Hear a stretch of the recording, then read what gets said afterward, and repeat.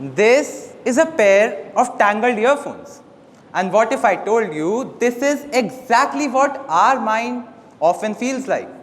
Confused, knotted, or rather overloaded. And what do we usually do when we try to untangle it in a rush? We pull harder, right? And the knot gets worse, doesn't it?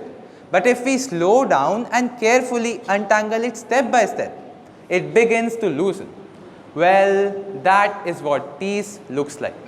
Not the absence of problems, but the presence of patience, compassion, and kindness.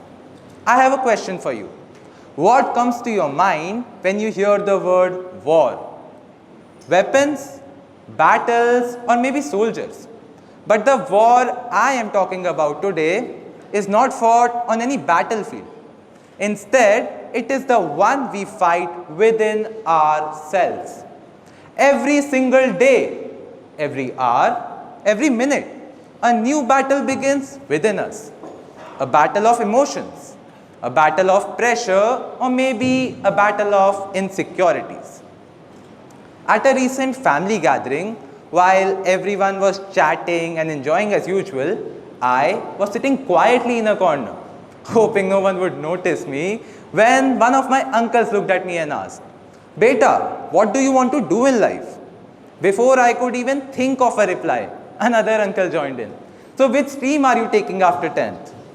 Suddenly, it felt like I was a soldier, fighting in the middle of a battlefield, struggling to find an answer that sounded smart and confident at the same time. I thought it was normal not to have it all figured out as a 14-year-old teenager, but somehow it felt like an obligation to find a perfect answer.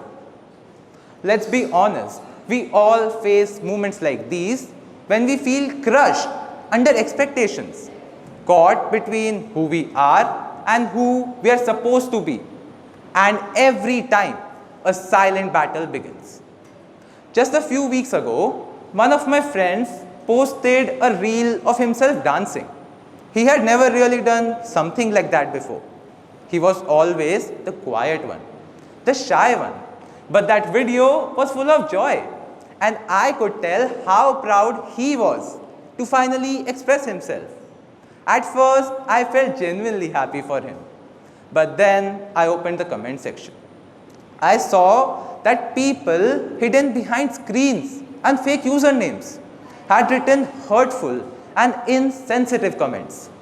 They mocked him, shamed him, and made fun of him. Now just imagine what must have gone through his mind. The humiliation, the loneliness, the overwhelming pressure to fit in, to be accepted. The next day at school, he was unusually quiet.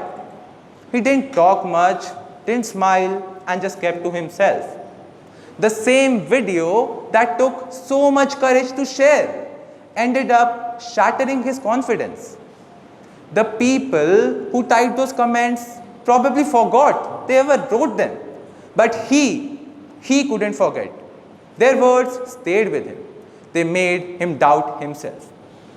That's when I realized the battles we fight inside can be just as dangerous as the ones fought outside. And today, these battles are not limited to our minds. They have expanded to our devices. Social media has become a digital battlefield.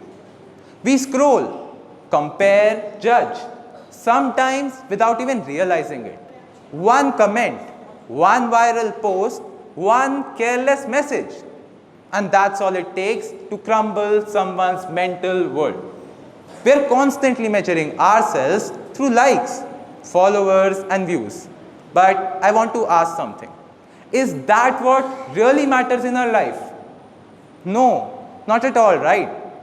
According to a report published by World Health Organization in October 2024, it is estimated that 1 in 7 teenagers worldwide suffers from mental health issues. Many of us never speak up because we are afraid or we feel alone.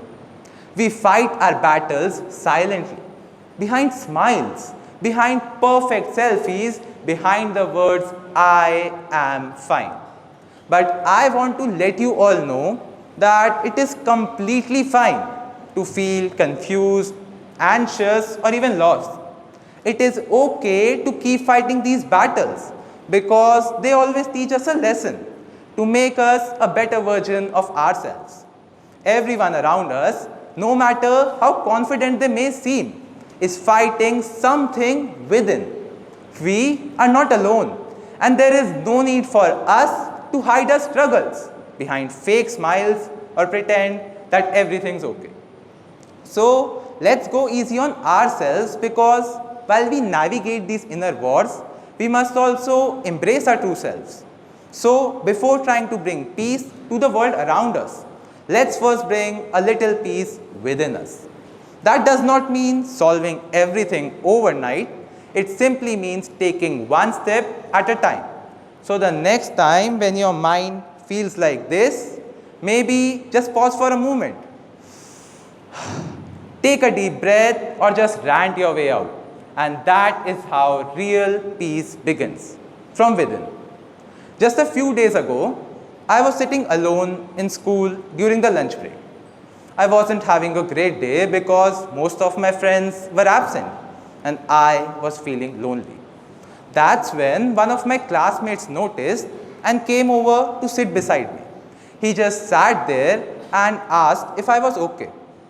We ended up having a short conversation, and that small conversation really lifted my mood. It reminded me how even a simple gesture can make someone feel a lot better. Kindness costs nothing, but means everything. Well, that is how we bring peace to the world around us. It is just a block away. We can bring it by doing something small, something real. Sometimes peace starts with one simple choice: to be a little kinder. It could mean holding back a rude reply in a heated moment, or choosing not to forward a hurtful message even if it seems funny. It is asking, are you okay, to a friend who's been awfully quiet. Because just like this, our minds, our relationships, our worlds, they can feel messy and knotted at times. But peace doesn't come from pulling harder. It comes from gently untangling things. Let's not wait for peace to arrive. Let's become the reason it begins. Thank you.